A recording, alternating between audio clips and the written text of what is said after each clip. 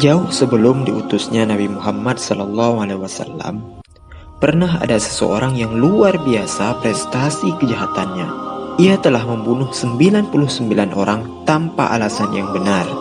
Namun demikian, tiba-tiba tergerak dalam hatinya untuk bertaubat. Hanya saja ia bimbang, apakah masih ada peluang baginya untuk kembali ke jalan kebaikan. Orang-orang di sekitarnya menyarankan agar menemui seorang rahib untuk menanyakan hal tersebut. Ketika tiba di tempat kediaman sang rahib, ia menceritakan kegundahan hatinya dan keinginannya untuk bertaubat. Sang rahib bertanya, "Apakah kesalahanmu itu?" Ia berkata, "Saya telah membunuh 99 orang tanpa alasan yang benar." "Apa?" seru sang rahib penuh kaget. "Membunuh 99 orang? Tidak ada jalan bagimu. Tempat yang tepat bagimu adalah neraka." Lelaki itu sangatlah kecewa, sekaligus marah. Ia sadar bahwa kesalahannya memang begitu besar. Tetapi, cara sang rahib menyikapi dan memvonis itu sangat melukai perasaannya. Walau hatinya mulai melembut dan keinginannya untuk taubat, tetapi jiwa jahatnya belum benar-benar menghilang. Tanpa banyak bicara, ia mengambil pisaunya dan membunuh sang rahib. Genap sudah 100 nyawa tidak bersalah yang melayang di tangannya. Tetapi panggilan ilahiyah untuk bertaubat terus mengganggu perasaannya. Hanya saja ia tidak tahu harus bagaimana. Suatu ketika, ada orang yang menyarankannya untuk menemui seseorang yang alim di suatu tempat. Dan ia segera menuju ke sana.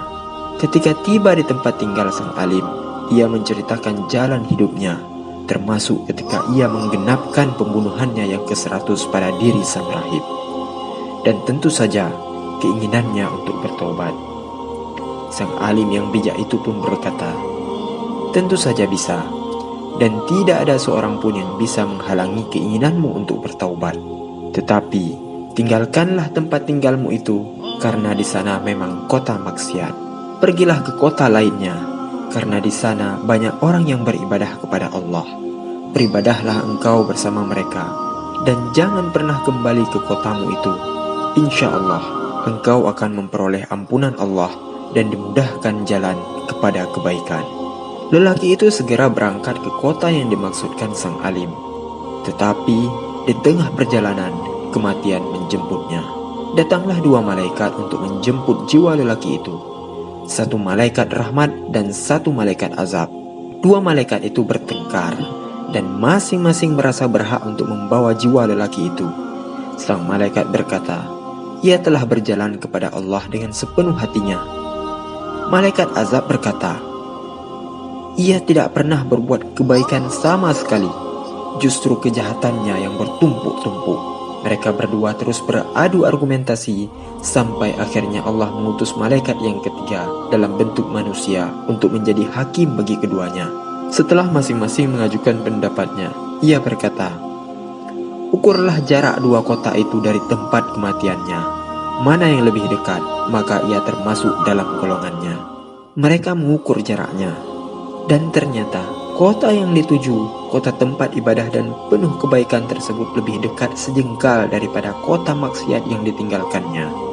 Maka jiwanya dibawa oleh malaikat rahmat dan ia memperoleh ampunan Allah. Dalam riwayat lainnya disebutkan, sebenarnya lelaki itu belum jauh meninggalkan kota maksiat tersebut, tetapi Allah memang berkehendak untuk mengampuninya. Maka dari tempat kematiannya itu, kota kebaikan menjadi dekat, dan kota maksiat dihalau menjauh, hingga jarak keduanya hanya selisih sejengkal tangan, lebih dekat kepada kota kebaikan.